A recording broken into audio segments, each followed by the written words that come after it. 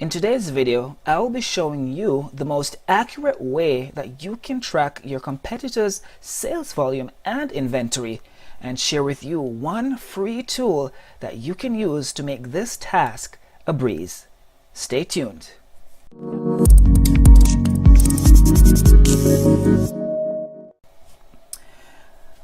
Welcome guys to another video in my ongoing series launching a product on Amazon from start to finish. And in that series I'm walking you through all the steps that I'm taking to launch a product on Amazon. So in this video we'll start with this spreadsheet where I am tracking potential products that I might source. So it's very important that you do this step as a part of your product research, because what this step will do is it will validate exactly how many sales a particular product is getting each day, and that will tell you if this is a good product to get into or not. There are lots of tools out there that might show you sales history or give you estimates of daily sales volume or monthly sales volume. But until you do this step, this 999 tracking or add to cart trick, you won't know exactly how much sales a particular product is getting each day. And so doing this 999 cart trick is really the source of truth when it comes to telling you exactly how many units a particular seller is selling each day and what their inventory levels are. So in this sheet I have a few products that I'm keeping track of, and what I've done is for the very first day, what I do is I do the 999 add to cart trick and enter that starting inventory value. So these are the inventory for each of these products, and then the very next day at around the same time I do the same thing again and get the current inventory level or stock level for that product and add it here. And I do this for a few days just to get an idea of how well they're selling. And so in this example, if you checked the very first day, and in this case it was 640, the next day I checked at the same time, they only had 570 in stock, and that tells me that this seller sold 70 units of that product. So that is the sales volume for that day, and I do the same thing the following day and I get that trend, and that tells me really the most valuable information in terms of knowing sales volume, because this is coming exactly from Amazon. So what I'll be doing now, I'll show you exactly how I do this. So let's say I'm looking to get into the baby niche or sourcing or selling or private labeling this hooded baby towel. What I will do is go on the listing, add to cart. Once this is added to cart, I go to my cart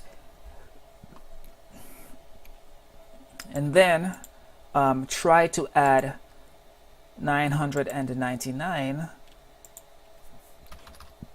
units. And so what this tells us right now is that the seller has only 82 of these units available. So this is this seller's current stock or current inventory level for this product. And so what I would do is keep track of this value. I would add this to my spreadsheet, and then the next day, 24 hours later roughly, I will come back and do the same thing, and whatever the value is here, I deduct that from the previous value I got, and that will tell me exactly how many units was sold in that 24-hour period. Now another important thing that you will run into as more and more sellers become a little more smart, because is that some sellers have set maximum order quantities for their products, and so this 999 trick, adding to cart trick, will not work. Let me just show you an example here.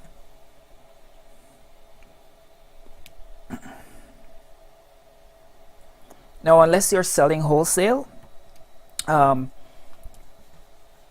it's really doesn't benefit you to not have a max order quantity set, right? If you think that you'll never sell over 20 products, then you might be inclined to set your max order quantity to 20. And so what I've been seeing is that more and more sellers are setting max order quantities like this one. So I've tried to add $9.99, and what it's telling me here is that this seller has set a limit of 20 units per customer, and that's per order. So you cannot add more than 20. And so it would not make any sense for me to track this seller, because I'll never know how many units they have left in stock. And a lot of sellers are doing this now with their products. But there's a way to overcome this barrier, and it involves using the BSR to sort of extrapolate a possible sales volume. What I mean by that, so let's say, okay, let's do a search here. Hooded baby towel.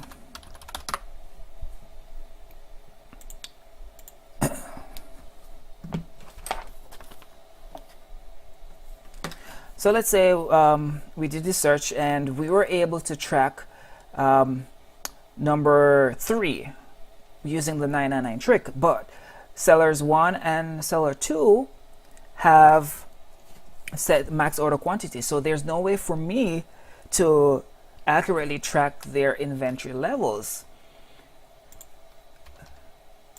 And so what you can do is to use what you know about seller 3 to give you a good estimate of what the other sellers might be selling. So for example, let's say seller 3, who we can track, has a BSR of 1,000, and he sells maybe, let's say, 50 units per day. Seller 2, who's ranked higher, has a BSR of, let's say, 700. And seller 1 maybe has a BSR of 600. Right away, we can infer that both sellers 1 and seller 2 are selling more units than seller 3. And so we know for a fact, based on that information, based on the BSR information, that those top 2 sellers are selling more than 50 units per day. Now, if you want to get more fine-grained in terms of getting a more accurate count or a more accurate guess, you might say, okay, if seller number 3 has only a BSR of, let's say, 800 now, and I know for a fact that sellers who have a BSR of 800 in this baby category, because BSRs vary from category to category. So if I know for a fact that in the baby category, a BSR of 800 means that a seller is selling 60 units per day, then I can probably extrapolate that to these 2 guys who I have no idea what their sales volume is, but I know what their BSR is. And so I can guess that their daily sales volume is probably somewhere between 51 and 70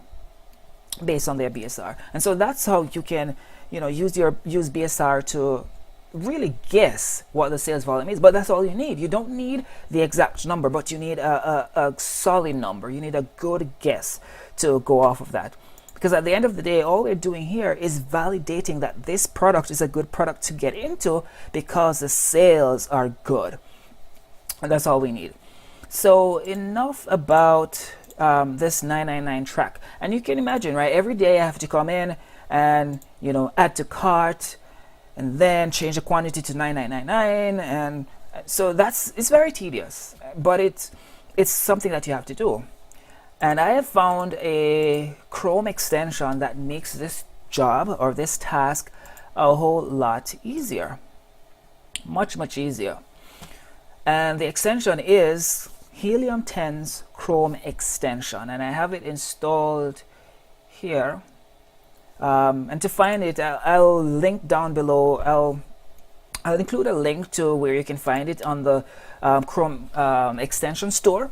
So you can install it. You do need to register for a free account. You need to register to Helium 10 once you install it, and just enter your email address and create an account, and you can start using it, because you have to authenticate and log in once you activate the extension.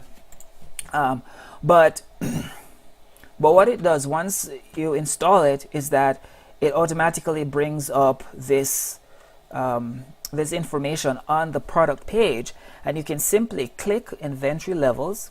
And so instead of clicking through 2-3 times to get to the cart and add 999, you can just do it right here on the product page. And you can see here that 82 is the number, and this was the same product that I showed you earlier, where they had only 82 units left in stock. And so the Helium 10 Chrome extension just brings it up right here for you, and that certainly helps in terms of cutting down on the time it takes to really validate or verify the number of units that a seller has left in stock for this product. So I think it's a really nice tool to use. It really speeds up the process, make things a lot easier. I mean, yes, you still have to go in and update your spreadsheet, but this really makes the task so much easier just by clicking on the inventory levels button here once you have the Helium 10 Chrome extension installed. So that's pretty much all I had to show you. Just remember that when you're doing your product research, this is a step that you absolutely must do. You have to do this, because otherwise, you might just be relying on estimates from, some of the product research tools that are out there. And, even though they might be good estimates, this is really the source of truth and the best way that you can ensure that you are getting correct information, correct data about sales volume for products that you are looking to private label. Hope you enjoyed this video and got some great value out of it. Feel free to drop any questions in the comment below. Remember, I do have a free ebook that talks about some of the core essentials that you need when you are sourcing or when you're doing your product research. This is a series that will be ongoing. I'll be releasing other videos, hopefully daily. And subscribe, turn on the notification bell so that you get notified as soon as I release new videos. And I will see you on the next one.